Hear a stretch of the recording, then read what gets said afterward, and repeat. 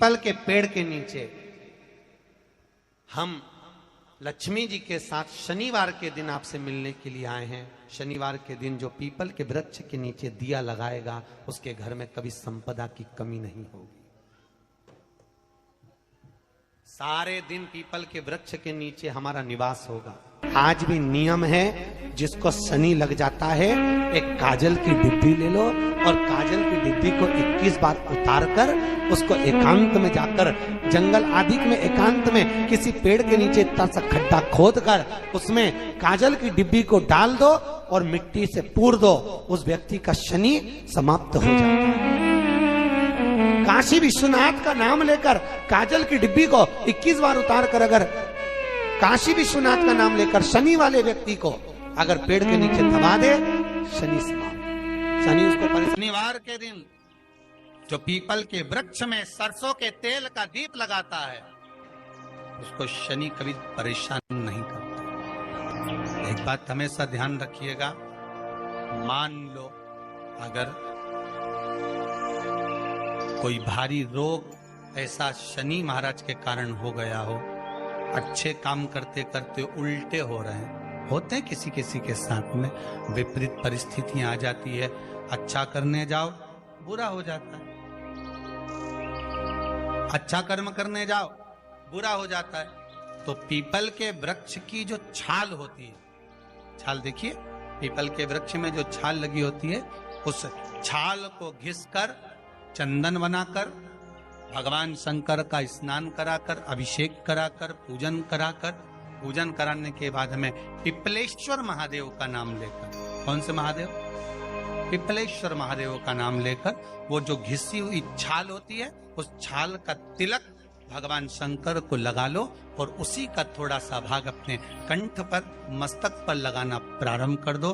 धीरे धीरे जो विपरीत दशा है वो सुधरना प्रारंभ हो जाती है। पर नाम याद रखना, पिपलेश्वर, जम के बोलिए, पिपलेश्वर महादेव। एक देवता ऐसे हैं जिन्होंने दूसरे का हिस्सा खाने का प्रयास करा था और आज भी उस देवता से दुनिया डरती है।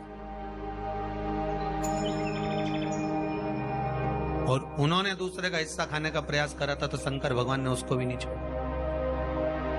कौन से देवता? वो बाल्टी में हर शनिवार को आते हैं आपके यहाँ। कौन से? शनि देव। उनने क्या करा था? भगवान सूर्य नारायण ने अपने सारे पुत्रों को देखा, सारे पुत्रों को,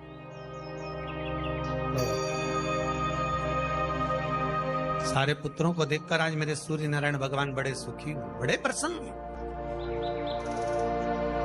मेरा पुत्र शनि भी श्रेष्ठ है, मेरा पुत्र यम भी श्रेष्ठ है, सब ठीक है। आज भगवान सूर्य देवता ने अपने पुत्रों को बुलाकर कहा, आज मेरा मन कर रहा है कि मैं सारे लोगों का राज्य अपने पुत्रों को बांट दूं, सबको अपना अपना हिस्सा दे दूं। शनि महाराज जी को भी हिस्सा दे दिया गया। अब जब शनि महाराज जी को हिस्सा दे दिया तो शनि महाराज जी संतुष्ट नहीं हुए। दुनिया में ऐसे लोग बहुत सारे हैं जो संतुष्ट बहुत कम हो पाते हैं। शनि देव के मन में संतुष्टि नहीं हुई। जब शनि देव के मन में संतुष्टि नहीं हुई तो शनि महाराज उसी समय पर अपने सारे भाइयों का हिस्सा बटोरने लगे, उस पर कब्जा करने लगे। कब्जा करने लगे तो सूर्य देवता की आंख में जल भर गया। कितना तेजवान सूर्य नारायण, कितने तेजवान, कितना तेज भगवान सूर्य के पास में था। पर शनि महाराज को देखकर आज रो रहे हैं। शनि महाराज को, शनि महाराज ने अपने भाइयों के इस हिस्से पर क्या कर लिया? सूर्य नारायण भगवान की आंखों में जल भर गया कि मेरा पुत्र ऐसा कर रहा है। शनि को बुलाया सूर्य नारायण भगवान ने, समझाया पर नहीं माना। किसी किसी की नियत होती है कि इसको इतना कैसे दे दिया, अम्मा ने इसको इतना कैसे दे दिया, पिताजी ने इसको इतना कैसे दे दिया, मैं तो कब्जा करूंगा, दुकान नहीं छोड़ू, घर नहीं छोड़ू, ये नहीं छोड़ू, वो नहीं छोड़ू। मत छोड़, एक दिन संसार छोड़कर जाना पड़ेगा। तब कहीं जमीन जायदाद छाती पे बांध के ले जाएगा। नहीं माने तो सूर्य देवता ने अपने गणों को भेज दिया, जाओ जरा शनि महाराज को जरा हटाओ वहां से। शनि महाराज को गुस्सा आया और शनि महाराज ने उन सारे गणों को नष्ट कर दिया। सूर्य नारायण रो रहे हैं। भगवान शंकर की पंचायत में सूर्य देव भी हैं, मतलब शंकर भगवान के मित्रों की गणना में सूर्य आते हैं। भगवान विष्णु, सूर्य नारायण, शंकर भगवान, माँ दुर्गा, गणेश जी, ये पंचायत है ना शंकर की, शिव पंचायत। शिव परिवार में कार्तिकेय, गणेश जी, पार्वती जी, शंकर जी, नंदी, ये शिव परिवार। पंचायत में सूर्य देवता। सूर्य नारायण को रोता हुआ देखकर भगवान शंकर को बड़ा दुख है। शिव जी ने पूछ लिया, क्या बात है, आप रो रहे हो? नारायण क्या हो गया? मेरा बेटा मानने को तैयार नहीं है। आप चिंता मत करो, अभी देखता हूं मैं जाकर। और भगवान शंकर ने जाकर तुरंत सूर्य नारायण भगवान के कहने पर शनि देव को जाकर समझाया। इतने में तो शनि देव आग बबूला हो गए। आग बबूला होकर शनि देव ने कहा, ए शिव, आप मुझे जानते नहीं हो? शंकर भगवान ने कहा, क्या जानना है ये बताओ, क्या जानना है ये बताओ। शनि देव कहते हैं, आप मेरी दृष्टि को नहीं जानते।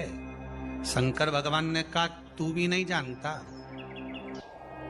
कि तेरी दृष्टि खराब कैसे हुई। तेरी दृष्टि को श्राप किसका लगा है तुझे नहीं मालूम क्या? शंकर भगवान ने जब समझाना चालू करा कि देख शनि देव, तुम तो कह रहे हो, तुम तो बोल रहे हो कि मेरी दृष्टि नहीं जानते। हम जानते हैं आपकी दृष्टि, मना नहीं है, जाना, पर आप नहीं जानते क्या? शिव जी जानते हैं। शिव जी ने कहा, मैं सब जानता हूं। आपका विवाह करा सूर्य देवता ने, आपकी पत्नी घर में आ गई, आप अपनी पत्नी को देखते तक नहीं थे, इसलिए आपकी धर्म पत्नी ने आपको श्राप दिया कि जिस पति ने मुझ पर दृष्टि नहीं डाली, मेरे वो पति की दृष्टि कुदृष्टि हो जाए, जिस पे डालेगा वो बर्बाद हो जाए।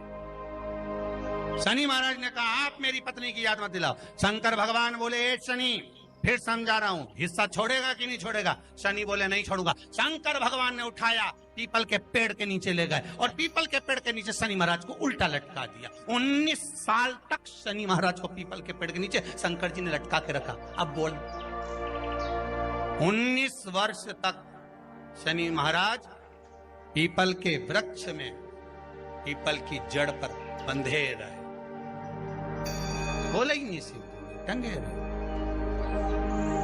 अब दूसरे का हिस्सा खाने वाले को जब शनि महाराज जैसे के लटका दिया भोलानाथ ने, तो तुम कहीं लगो रे लाइन में? मेरा विचार तो करो। 19 वर्ष तक शनि महाराज लटके रहे, तब 19 वर्ष नेत्र बंद कर कर शनि महाराज ने शंकर की आराधना करी कि दुनिया में कोई ऐसा नहीं जो मुझे उल्टा लटका दे, केवल एक यही है जिनने मुझे लटकाया है। तो 19 वर्ष तक तप करा तो शंकर जी प्रसन्न हो गए। धरनी को हटाकर पार्वती को लाए, साथ में आशीर्वाद दिया, शनि महाराज को खोला।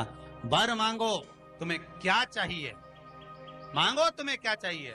शनि महाराज ने कहा, मांगूंगा कुछ नहीं, आप वर दे दीजिए। शंकर जी ने कहा, मैं तुम्हें दंड अधिकारी बनाता हूं कि आप अच्छे और बुरे का दंड दोगे, आप अधिकारी बनकर बैठोगे, मेरा आशीर्वाद तुम्हारे साथ में। दंड अधिकारी। भगवान शंकर का एक अवतार है पिपलाद अवतार। पिपलाद अवतार, जब दधीचि ऋषि की अस्थियां चली गई, उनकी धर्मपत्नी सुवाच ने देखा मेरे पति को मार दिया गया, मेरे पति की अस्थियां ले गए राक्षसों का संहार करने के लिए, उनकी अस्थियां लेकर चले गए, मेरा पति चले गया। सुवाच गर्व से थी, मरना चाहती थी, प्राण छोड़ना चाहती। शिव जी ने देखा ये तो अग्नि के ऊपर चढ़कर अपनी देह त्याग रही है। शंकर भगवान ने आकर कहा, रुक जा सुभाष, रुको, तुम्हारे गर्भ में बच्चा है, तुम्हारे गर्भ में बच्चा है, वो बच्चा मर जाएगा। अब इस बच्चे को जन्म देकर भी क्या करूं? नहीं पिता, तुम्हारे गर्भ में जो बच्चा है वो महाज्ञानी है। तुमने मुझसे प्रसाद के रूप में मांगा था, कहा था शिव जैसा पुत्र होना चाहिए, तो क्या तुम शंकर को नष्ट कर दोगे? मैं शंकर को जन्म दूंगी। सुभाष ने 2 पत्थर उठाए, अपने गर्भ पर मारना प्रारंभ करा। गर्भ पर मारा, बच्चे ने जन्म लिया। बच्चा 7 महीने का था। उस बच्चे को उठाकर पीपल के कोटर में रख दिया। पीपल की कोटर। एक गिलहरी पीपल के फल को लेकर आती थी, पिपलाद के मुंह में देती थी। शिव का एक, इसलिए शंकर का नाम ही पिपलेश्वर महा। शिव का एक अवतार पिपलाद के रूप में हुआ है। तुम क्यों चिंता करती हो? तुम चिंता मत करो, तुम्हारा पुत्र जन्म दो तुम। और दिया धन सुभाष ने, उसके बाद प्राणों को त्यागा। और उस पीपल के कोटर में अगर भरण पोषण करने वाला कोई था तो वह देवाधिदेव महादेव था। फिर निवेदन करेंगे, माता के गर्भ में बच्चा रहता है, उसका भरण पोषण करने वाला मेरा देवाधिदेव महादेव है।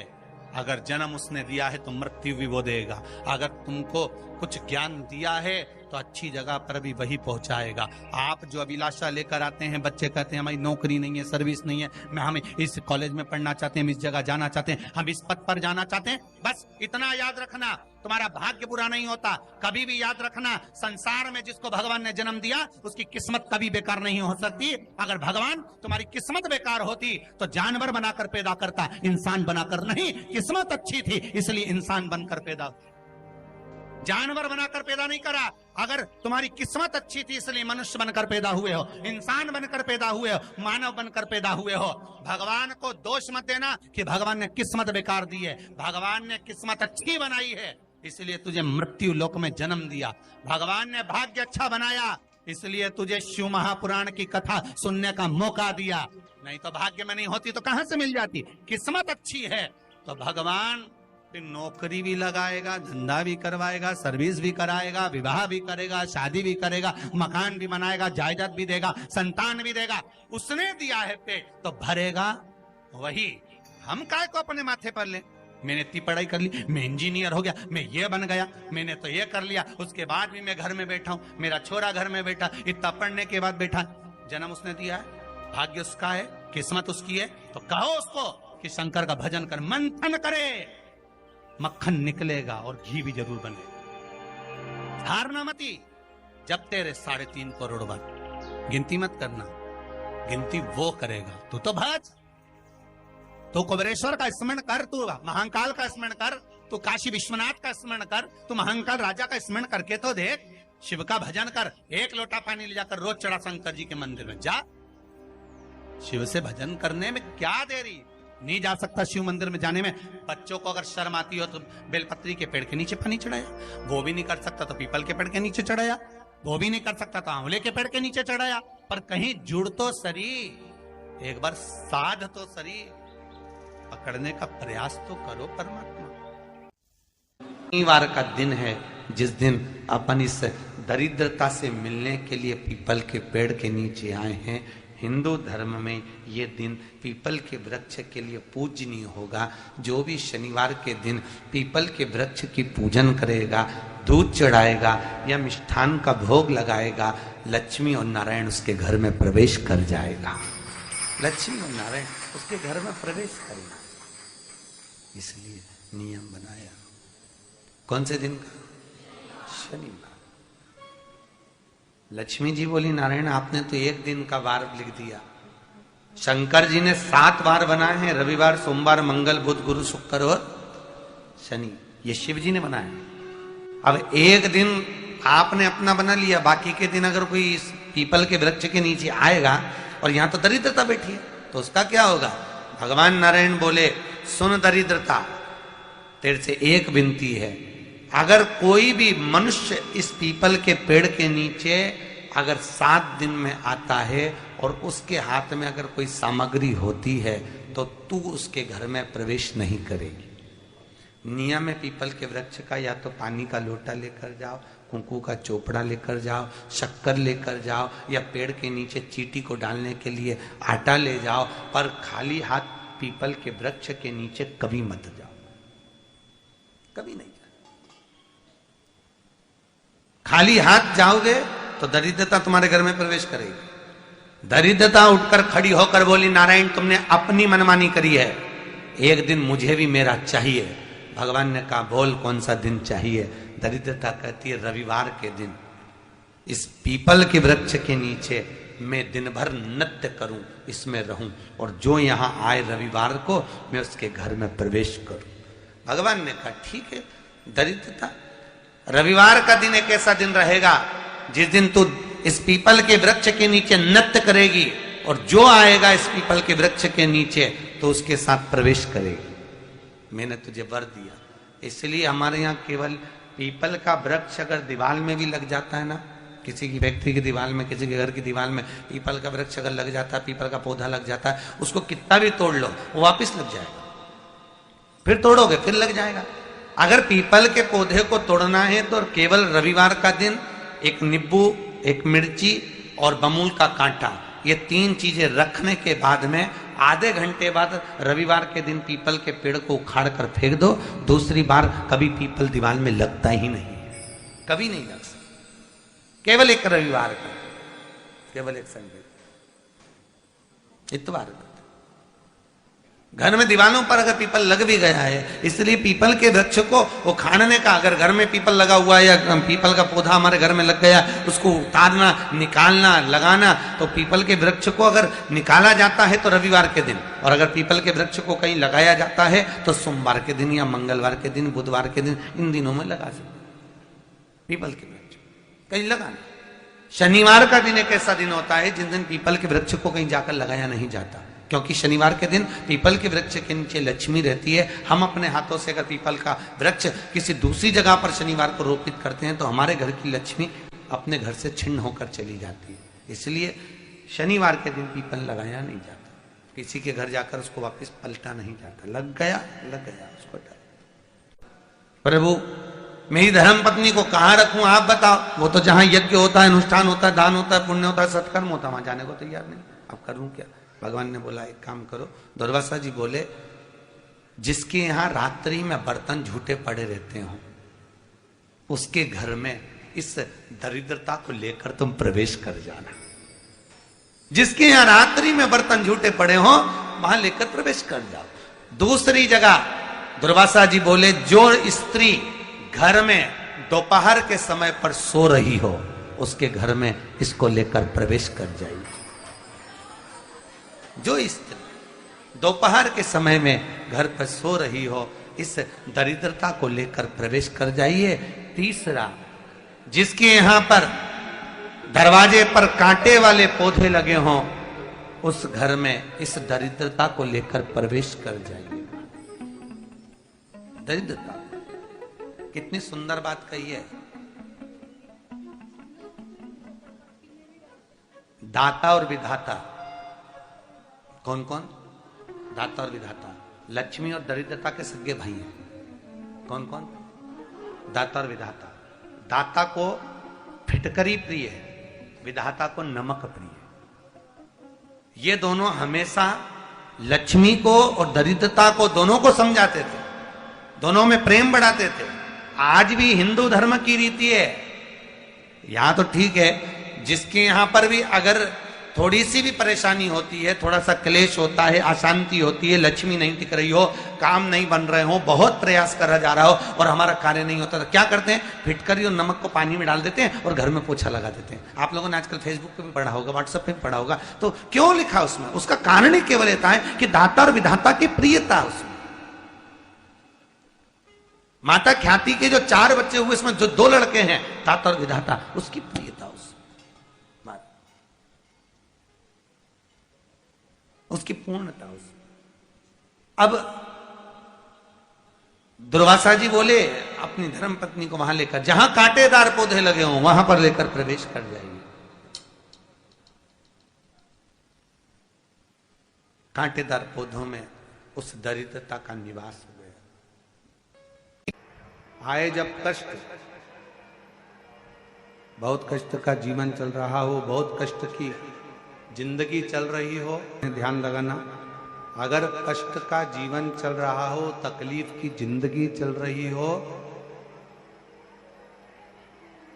5-7 सोमवार, या तो 5 सोमवार या 7 सोमवार, हाथ में दुर्वा,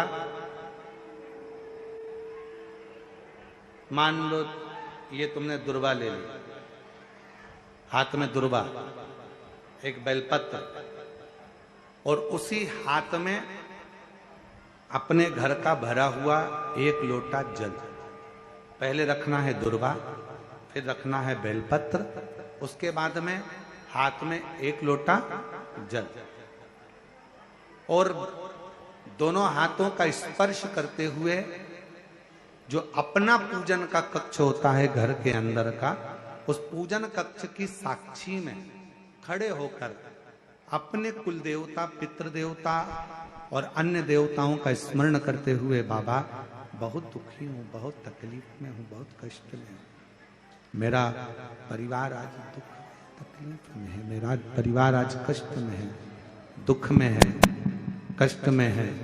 बाबा को अपने मन का भाव कहते हुए, हृदय से प्रार्थना करते हुए अपने घर के मंदिर से निकलकर फिर उस जल को लेकर शिवालय तक जाओ और दक्षिण की ओर खड़े होकर उत्तर की ओर मुख कर कर जल समर्पित करो। बेलपत्र और दुर्वा दोनों को अशोक सुंदरी वाली जगह पर चढ़ा दीजिए। अशोक सुंदरी की जगह तो सबको मालूम है ना। अशोक सुंदरी वाली जगह पर उस बेलपत्र और दुर्वा को समर्पित कर दो।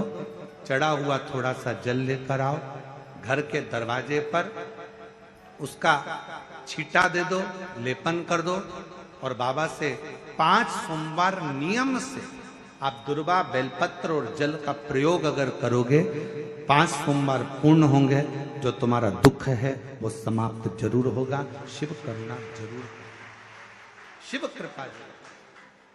बस इसमें 3 चीजों का स्मरण रखिएगा। 3 चीजों शिव पुराण कर रही है, इसमें 3 चीजों का स्मरण करिए। पहले नंबर पर दुर्वा, दूसरे नंबर पर बेलपत्र, और तीसरे नंबर पर जब जल चढ़ाकर वापिस आओ तो अपने घर में प्रवेश के पहले देहली पर, चौखट पर, भगवान शंकर के अपने घर के द्वार पर शिव का नाम लेकर जल का सिंचन। 3 शिवजी की करुणा का गुणगान करने के लिए 3, जब आप तकलीफ में होते हो तो 3, शंकर को जल चढ़ाने वाला, 1 लोटा जल चढ़ाने वाले के पास 3 को भगवान शिव अवश्य भेजते हैं। दुख को समाप्त करने से पहले 3 को मेरा शंकर आपके दरवाजे पर जरूर भेजता है। पहले नंबर पर मां आद्य शक्ति दुर्गा को आपकी पड़ोसन के रूप में, आपके रिश्तेदार के रूप में, आपके कुटुंबी के रूप में, आपके संबंधियों के रूप में, किसी ना किसी के रूप में आपके पास भेजकर बोलेंगे, क्यों घबराती हो, क्यों चिंता करती हो, क्यों टेंशन लेती हो। मैंने सुना है कथा में बाबा ने ये बताया था, एक काम कर, 1 बेलपत्र, 1 दुर्वा लेकर जा, बताएगी, आएगी, बैठेगी, सुंदर, उस दिन उसका चेहरा देखोगे आप तो आपको लगेगा ये मेरी पड़ोसन नहीं हो सकती। उसका चेहरा देखोगे तो आपको लगेगा ये मेरी देवरानी नहीं, ये मेरी जेठानी नहीं, ये मेरी ननंद नहीं, ये मेरा रिश्तेदार नहीं। आज इसका चेहरा कुछ और बोल रहा होगा। जब होगी तब कोई तुम्हारे कहेगा, धीरे से, सामने नहीं आएगा तो सुंदर स्वरूप धारण कर कर स्वप्न में आकर कहेगा। ऐसा लगेगा कोई तुम्हें जगा कर कह रहा है कि तू घबराना मती, तू ये कर लेना, समझ। धीरे से, सामने नहीं आएगा तो सुंदर स्वरूप धारण कर कर स्वप्न में आकर कहेगा। ऐसा लगेगा कोई तुम्हें जगा कर कह रहा है कि तू घबराना मती, तू ये कर लेना, समझ लेना मेरे बाबा ने अपनी अर्धांगिनी पार्वती को तुम्हारे पास भेज दिया। मेरे शिव ने अपनी पत्नी को तुम्हारे पास भेज दिया, अपनी अर्धांगिनी को भेज दिया। दूसरे नंबर पर मेरे भोले बाबा, मेरे शंकर, मेरे त्रिकालदर्शी, मेरे करुणा सागर, मेरे शंकर दूसरे नंबर पर अपने गण भृंगी को भेज देते। शिव जी के गण श्रृंगी और भृंगी का कर्म क्या? श्रृंगी शिव से दूर नहीं होता और भृंगी शिव जी की आज्ञा पाकर शंकर के भक्त के पास जाकर बैठता है। शिव जी अपने दूसरे पात्र को भेजते हैं भृंगी को। भृंगी दूसरे नंबर पर जाता है। उसका काम क्या है? भृंगी का कर्म क्या है? तो कहा भृंगी कभी भी सामने अपने प्रतिबिंब से नहीं आता, किसी का स्वरूप धर कर नहीं आता। भृंगी आपके हृदय में आकर भीतर से बोलने का प्रयास करता है। ये काम गलत हो रहा है, इसको रोक ले। तेरा मन से अंदर से बोलने का प्रयास करेगा, एक काम कर, तू वहां चले जा, ऐसा हो सकता है, तू ऐसा कर ले, तू वैसा कर ले। वो बताने का प्रयास करेगा, वो आपको ले जाने का प्रयास करेगा, उस तक ले जाने का प्रयास करेगा कि ये कर्म कर, ये कर्म कर।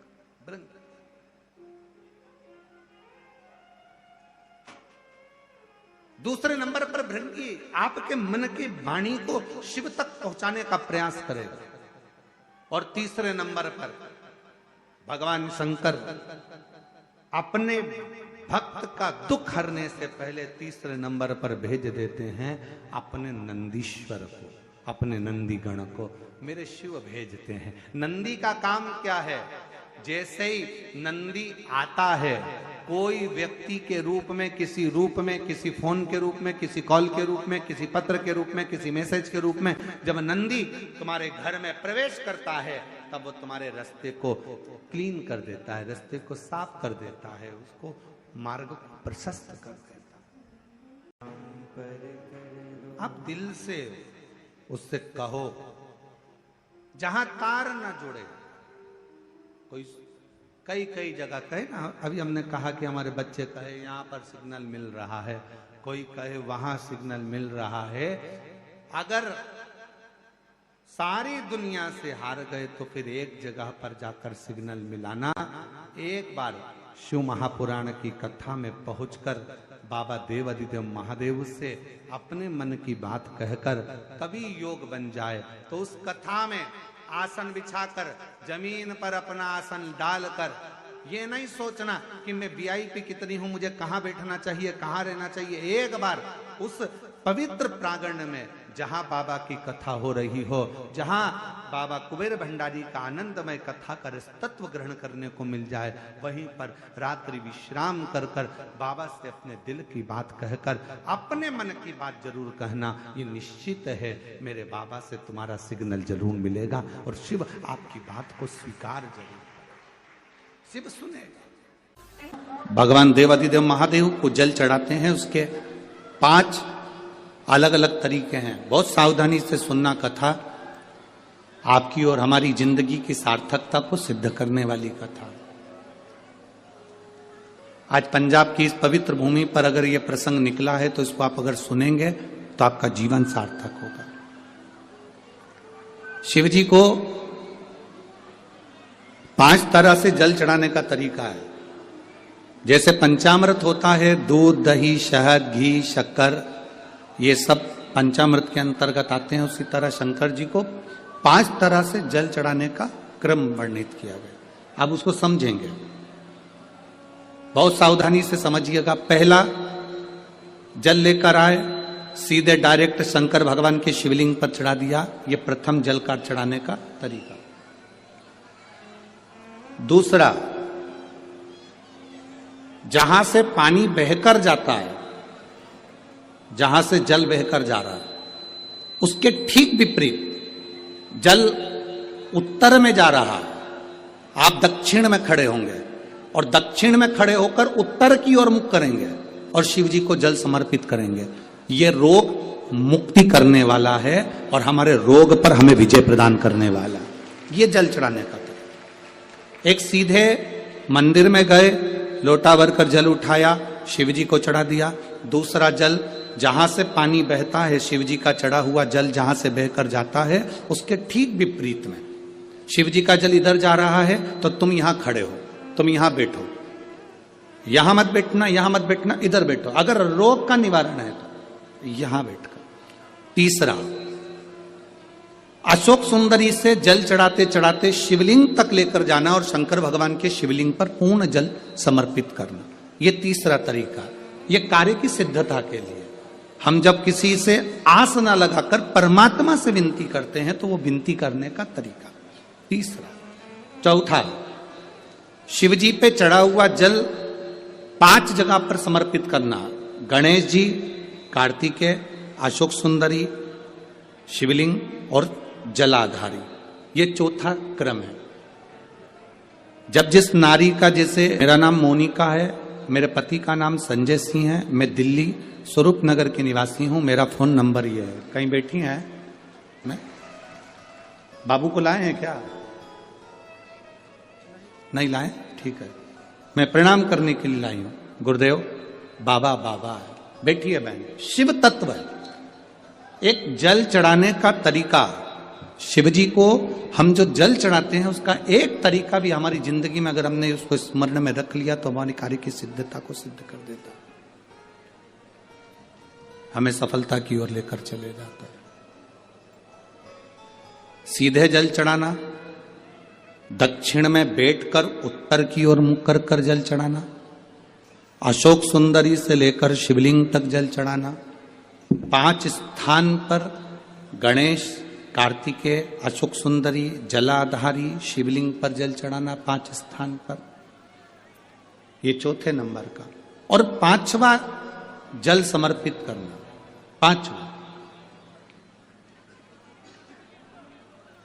5वें नंबर का जल।